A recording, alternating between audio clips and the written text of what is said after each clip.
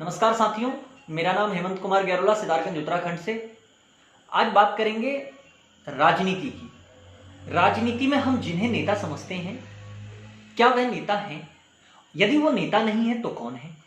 तो सबसे पहले ये जानने की आवश्यकता है कि जिन्हें नेता समझते हैं वो कौन है।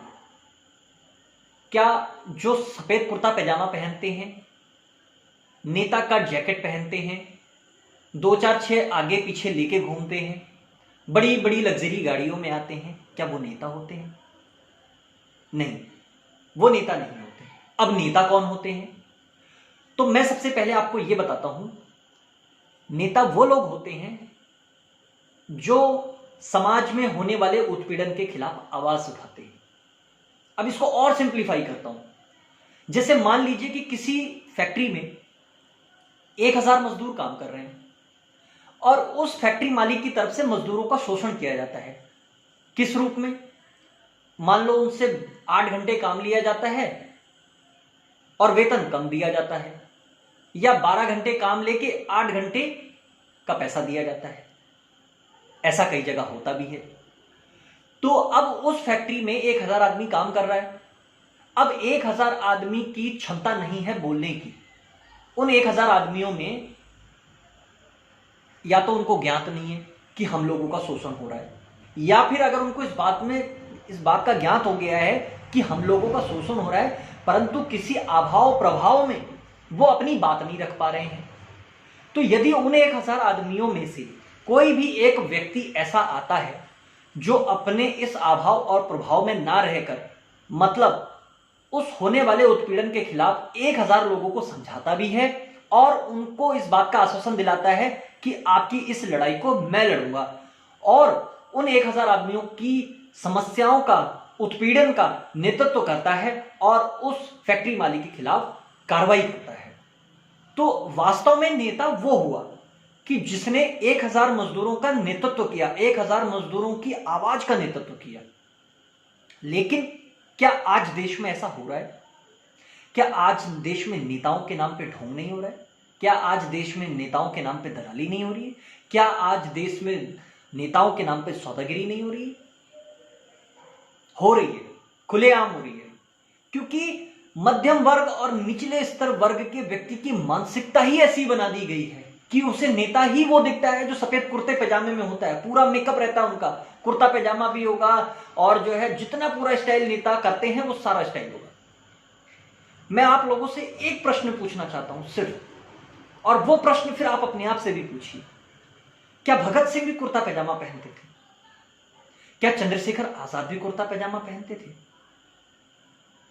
या जितने क्रांतिकारी महान रहे जिन्होंने देश की आजादी के लिए या देश में जो अंग्रेजों के द्वारा उत्पीड़न दिया जा रहा था उनके लिए लड़ाइयां लड़ी, क्या उन्होंने कुर्ते पैजामा पहन के लड़ी या गेटअप पहन के लड़ी? उनके विचार और उनकी सोच इतनी बुलंद थी और उन्होंने देश के स्तर पर उनका नेतृत्व किया, तो क्या वो नेता नहीं थे? तो आपको अपने आप से यह प्रश्न पूछना है कि हमारे बीच जो नेता बनके हमारा आता है, यह प्रश्न उससे पूछना है कि क्या तुम्हारा समाज में ऐसा योगदान रहा जिसकी वजह से हम आपको अपना नेता स्वीकार करें? क्या आपने समाज के लिए ऐसा किया कि जिसके लिए हम आपको अपना नेता स्वीकार करें? यह बदलाव, यह मानसिकता बदलना बहुत जरूरी है। अगर हम इस मानसिकता को नहीं बदलेंगे तो हम इस बात में अंतर स्पष्ट ही नहीं कर पाएंगे कि समाज में हमारे लिए नेतृत्व कौन कर रहा है और हमारा उपयोग कौन कर रहा है। अब जनता का उपयोग करके आदमी दलाली भी करता है, पैसा भी कमाता है। कैसे? उसी एक फैक्ट्री के मजदूरों का उदाहरण देता हूं। अब उस फैक्ट्री के मजदूरों को थोड़ी बहुत गोलबंद करेगा, फैक्ट्री मालिक को धमकाएगा या अफसरों को धमकाएंगे कि हमें पैसा दो और उनकी समस्या जो कि त्यों।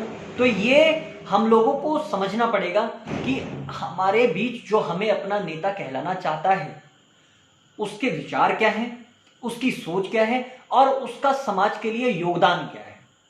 अगर हम इस बात को नहीं समझेंगे तो देश विकसित की ओर जाने से रुकेगा। अगर हम इन सारी चीजों को समझते हैं तो हमारे समाज का विकास होगा, हमारे गांव का विकास होगा, हमारे देश का विकास होगा। तो इसलिए जो आज मैंने ये डिफरेंस बताया आप लोगों को, तो ये समझना बहुत जरूरी है कि आप लोगों को ऐसे आइडेंटिफाई नहीं करना है कि अगर किसी ने कुर्ता पैजामा और बड़ी बड़ी लग्जरी गाड़ियों में आ रहा है तो वो नेता हो गया। नहीं, नेता उसी ने होना है जिसके विचार उत्तम होंगे, जिसके अंदर इस बात की क्षमता होगी कि वो आपके अधिकारों की लड़ाई लड़ सके, आपके अधिकारों के नेतृत्व कर सके, वो नेता होता है। और मैं आगे भी इस तरह की वीडियोस आपके पास लेके आऊंगा, आप मेरे साथ बने रहिए। मैं आगे कई चीज़ों पे विश्लेषण करूंगा, शिक्षा के क्षेत्र में और राजनीति के क्षेत्र में और सामाजिक क्षेत्र में। मैं इन सभी चीज़ों पर विश्लेषण करूंगा और पुनः आप लोगों को इस बात के लिए मैं जागरूक करता हूं और आप लोगों को बताता हूं कि इस चीज़ को समझें कि आपका नेतृत्व कौन कर रहा है, आपका सही नेतृत्व हो रहा है या नहीं हो रहा है, ये बात आपको जरूरी समझना है। और जो आपका सही नेतृत्व करता है उसके साथ आपने विश्वास बना के उसका समर्थन करना है, उसके साथ लगना है, ताकि आपकी समस्याओं का निस्तारण हो सके। इसी के साथ मैं आशा करता हूं कि आप सब समझ पाए होंगे कि वास्तविक नेता कौन होते हैं। पुनः एक बार रिपीट करता हूं कि वास्तविक नेता वो होता है जो समाज में होने वाले उत्पीड़न के खिलाफ आवाज उठाता है, समाज में होने वाली समस्याओं के निस्तारण के लिए विचार प्रस्तुत करता है। इसी के साथ जय हिंद, जय भारत।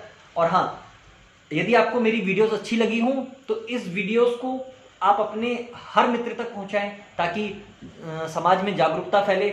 और मेरे से जुड़े रहने के लिए मेरे चैनल को लाइक करें, सब्सक्राइब करें, जिससे कि मैं कोई भी अगर वीडियो डालूं तो उसका सीधा नोटिफिकेशन आपके पास पहुंचे। और इसी तरह प्रेम पूर्वक मेरी वीडियोस देखने के लिए बहुत बहुत धन्यवाद।